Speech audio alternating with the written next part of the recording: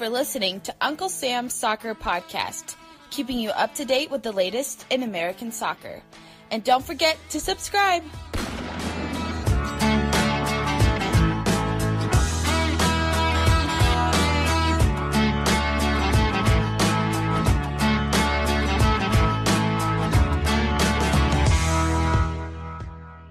Hello and welcome to Uncle Sam's Soccer Podcast. My name is Steven Jodarant and joining me is Jake Watroba. On today's show, we talk to Sporting Kansas City assistant coach Kerry Zavagnin on all things SKC. If you haven't done so already, follow us on the Twitter machine at Uncle Sam's Soccer Pod. Make sure you rate, review, and subscribe to the show wherever you get your podcast.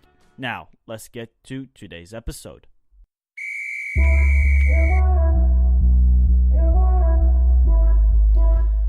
Boy, Jake, what a week in MLS, or for MLS, I should say.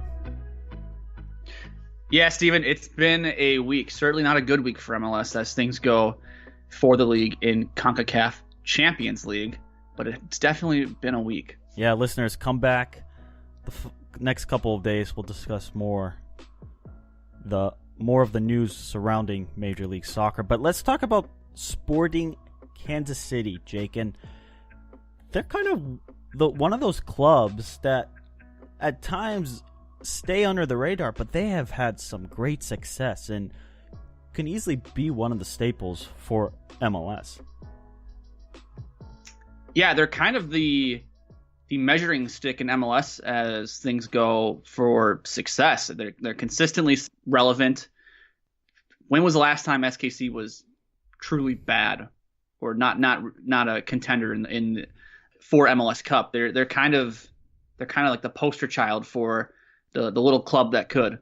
So they've won 2 MLS Cups, 2000 and 2013, one Supporter Shield in 2000, the US Open Cup 4 times in 04, 12, 15, and 17. So we are in 2019. They're due for another US Open Cup. And, I mean, get this. They were first in the West in 2018, fifth in the West in 2017, fifth in the West in 2016, sixth in the West in 2015. In 2014, they were fifth. 2013, they were second. I mean, playoffs. Right, and a lot of that credit goes to Peter Vermes and Kerry Zavagnin for leading that club to just consistently being good. I mean, what is that? Both of those two have been with the club for 10 years, and for the last at least 5 years of what you just read there, they've been consistently contending for an MLS Cup title. Yeah, I mean, especially the last a couple of years, you would say they're up there, and then they're due to make a deep run in the playoffs this upcoming season. And talking about deep runs, CONCACAF Champions League, Sporting KC were the last hope for MLS. A lot of MLS fanboys, a lot of the media, a lot of people who wanted to see MLS finally succeed in CONCACAF Champions League. Sporting KC was the last hope until last Thursday, where they lose. They get thumped in Monterrey 5-0. I mean, what of a joke of a performance. At times, there's a Grand Canyon standing between MLS and Liga MX. A Grand Canyon. That's the difference, it feels like, when it comes to the CONCACAF Champions League. No, Steven, you are correct. I mean, Peter Vermes said it best following the loss to Monterrey on Thursday. He was quoted as saying, "I need money to buy quality players. The quality here is much, much more." I don't know if we've heard a sitting MLS coach come out and say, "I can't compete with these teams in Mexico." Yeah, I mean, a lot of it has been more under the radar, but Peter Vermes just says it bluntly, and I love it. Finally, some accountability for ownerships to realize, hey, these coaches are tired of looking like trash or garbage when it comes to playing these Liga MX clubs. It's not a good look whatsoever, because when you look overseas, and MLS might be a fun league to join, but God, when they play in the CONCACAF Champions League, it's a Grand Canyon of a difference. And I think Grant Wall finally showed some anger towards just the overall performance of Major League Soccer in this year's CONCACAF Champions League. He tweets out April 4th, so this has to be during the game. or after. Don't remember exactly. Be better, MLS. MLS, CCL, X 11 years, angry emoji. And then I think the best tweet is no longer on his timeline, but you have it for us. Yeah, I think it was part of that thread. He tweets out, seriously, so tired of MLS being crap. Now, we all know Grant Wall is more of a U.S. soccer writer. He more so special. It seems recently he's been specializing more in writing about Americans over in Europe. But that's a pretty bold statement coming from the biggest media member in terms of soccer in this country. It's a bold statement. And again, like Peter Vermes, I love it. It's blunt. People are going to recognize it. It's going to make a ripple effect somewhere, somehow. Hopefully it allows for more spending. But who knows? Listeners, so on today's show, we spoke with Kerry Zavagnin. He's an assistant coach at SKC, and we actually interviewed him last week before the performance in Monterrey. So we don't necessarily talk a lot about CONCACAF Champions League or the specific matchup against Monterrey, knowing that we'd release this after result and no one actually knew what the result was going to be. But Zavagnin has quite a history with Major League Soccer, Jake. He's won MLS Cup and the US Open Cup. He was named to the MLS All-Star team. He was also named Best 11 in 2004. He's represented the red, white, and blue multiple times, actually 21 times. And now he's been coaching, and yeah, it's quite of an insightful interview. We discuss a lot of moving parts, how Sporting KC has been so successful, youth, obviously just balancing 3 competitions. For a little tease for the listeners, Jake, what was your biggest takeaway? Stephen, one thing I found interesting, and maybe I'm reading a little too much into this. Listeners, you decide after you listen to the show. Tweet at us at UncSamSoccerPod. It sounded like Kerry Zavagnin took a subtle shot at U.S. national team players today. Well, there you go. Listeners, up next, our interview with Kerry Zavagnin, assistant coach at Sporting Kansas City.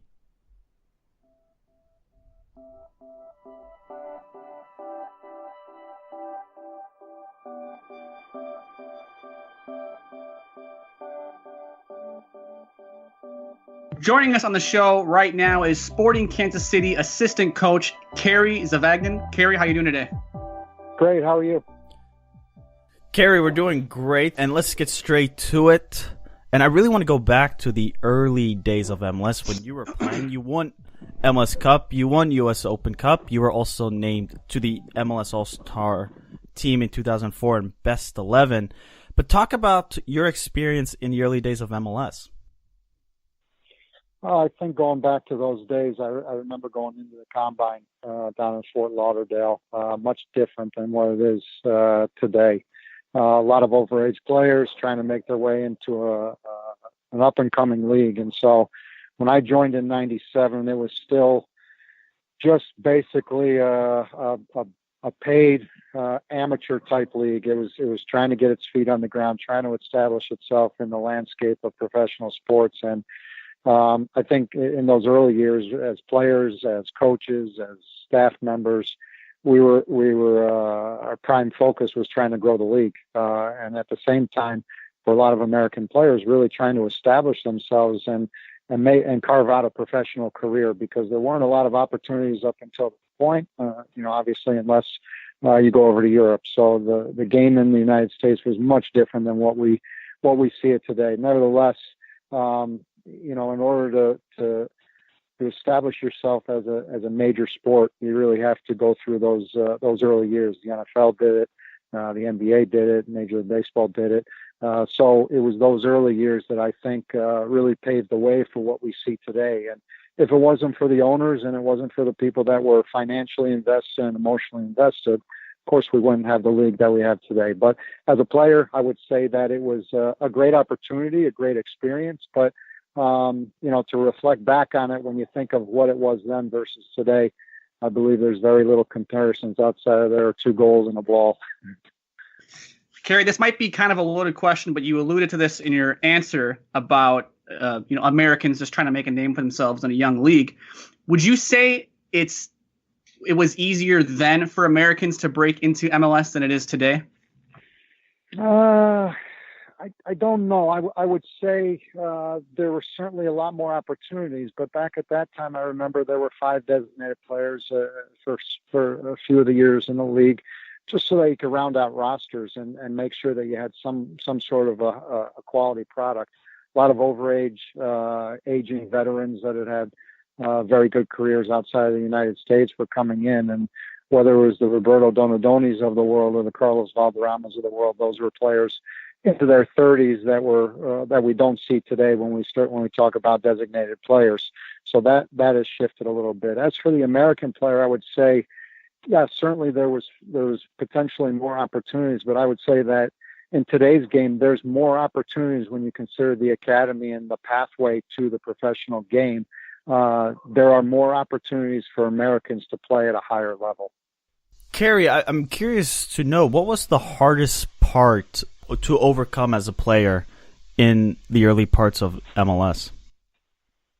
I think look, there wasn't a sound infrastructure, so we were forced to deal with a lot of difficult scenarios, whether it was playing on massive stadiums on AstroTurf or the fact that we didn't have a lot of training facilities with access to training every day. So I remember here in Kansas City, we were basically training and dressing out of a shed, basically, and you had a shower that if you weren't one of the first ones in the shower, the water was up to your knees by the time the 5th or 6th guy got in there. There wasn't drainage. Our trainers, we were taping out of the back of the trainer's car, and our pregame meal consisted of going to a health club and having donuts. And so the challenge is you were playing strictly for the love of the game and knowing that you were responsible for trying to bring the next generation of the game to the United States. And so I think that was the most difficult part. But I think on the flip side, what you did is you gained an appreciation and a respect for the game, for your teammates, for the quest that you were on to make Major League Soccer one of the premier leagues in the world. And you knew you weren't going to do it during your time, but you certainly felt a sense of obligation at that moment to play a part in that. Kerry, I want to ask you about SKC. You guys have played 4 matches in the league. You've played a handful of matches in CONCACAF Champions League with Monterrey coming up this Thursday. How are you guys feeling so far? Well, I think if you asked us at the beginning of the year that we'd be competitive in league play while navigating the Champions League, I think most teams would say it's an acceptable start, and we would have punched our ticket on the first day of preseason if you told us we'd be playing Monterrey in the semifinals and have 7 points in the league. So I think we feel good about that, but I think we also understand the big task that's in front of us. Not necessarily just speaking about the Champions League with Monterrey, but the navigation of the season between 3 competitions, the Champions League, the MLS, and the US Open Cup. And so I think we feel good, but we understand the work that's in front of us.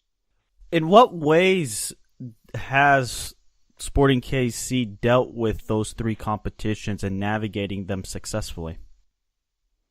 Well, I think, look, we're a team that has always placed a priority on the Open Cup. I know there's a lot of teams that use reserve players just because of the balance of the schedule. It's through the hotter months of the summer. So here in our club, we've placed a high priority on that. And I think that speaks to why we've won it the amount of times that we have. But at the same time, when you go through Champions League, and I think we've talked about this before internally, is that you have to be good for consistent seasons. We punched our ticket to this year's Champions League back in 2017 when we won the Open Cup against New York Red Bull. And so we had to be good that year. And so we were good enough to win a championship. But not only did we have to be good that year, we had to now build a roster, understanding, the restrictions that we have with the cap and the player movement. We had to build a roster that would be competitive the next year in 2018,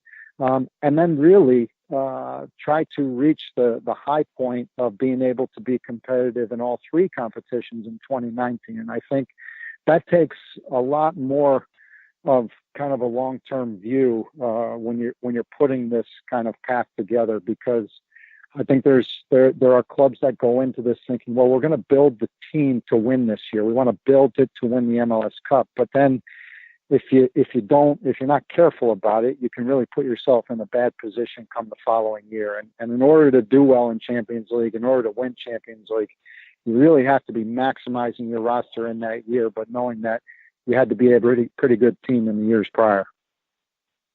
Kerry, I want to ask you about Peter Vermes. I mean, you two have been at the club since 2009. What makes Peter Vermes so good? Well, I think he has so many experiences, qualities of being a leader that are really rivaled by nobody in the game right now. I would say, I think he learned the business of the sport in camps probably when he was a teenager. So he understood the camp business when he was young. He took his licensing as he went through his playing career, which brought him from Hungary to Spain to Holland to the United States, and obviously with the national team and the '90 World Cup. So he has this really rich experience as a player. And then post-playing career, he understands every level of the game, from the grassroots all the way up to the professional game. So he can really piece that together. And I think the real essence of him is that he's a guy that likes projects and putting long-term projects together. And you really don't get that with a manager in professional sports. Manager comes in, understands that it's the position of being a mercenary, and he spends 2 or 3 years at one job, and then he goes on to the next. And so when you look across the landscape of not just soccer, but all sports, it's really unheard of to see a manager. I believe maybe it's Alex Ferguson that spent so much time at Man United, but it's really unheard of for a manager to have that staying power, longevity, leadership, vision, both short and long term, and to do it on a competitive level year after year. The last time Sporting KC was in the semifinals of an international competition was 17 years ago in 2002 in CONCACAF Champions League when Peter Vermes and you were on the field. Talk about that experience in CONCACAF Champions League and just the change over time and just going back and playing with Peter. How has that shifted into how you operate as coaches? Well, to address the first part, the Morelia competition, or I believe it was American Norte, whatever it was called at the time, but the international competition that we were involved in, and it wasn't just that year. It was for a few other years that we played a part in, playing Santos Laguna a couple of times. But I remember the Morelia. I can't remember the game, how it played out. I know we lost by a number of goals, but that was a competition that at that time, I really believe that, outside of playing with the national team against Mexico, in which there's always been a healthy rivalry, at that time, the Mexican teams really weren't playing their best lineups. They could put a second tier lineup there and navigate through the competition with relative ease. And a lot of that had to do with the quality of the rosters in MLS. Sure, you had a handful of guys that could play. You had a decent, maybe starting 8, 9, or 10. If you had a really good team, maybe you're starting 11. You were competitive in each spot, but certainly you couldn't compete with the financial or the on-field quality between the Mexican League and the U.S. League at that time. So we were overmatched, but we weren't. I remember not going in with any fear at the time, and so we did our best with what we had. And so I think over the years, we've bridged that gap. And as you see in the last couple of years, that gap continues to get smaller and smaller between the two countries. So, playing with Peter on the field, it was, and being part of, I believe we started in 2000. So it's been almost, 20 years that we've been either playing together or working together. And I think when you go all the way back to those early days, as we talked about all the issues that you had off the field with the infrastructure, with the processes, with the travel, all of these things were really boxes that you could check or notes you could make about, if you could do it your way, if you had a club, how would you change things? And so,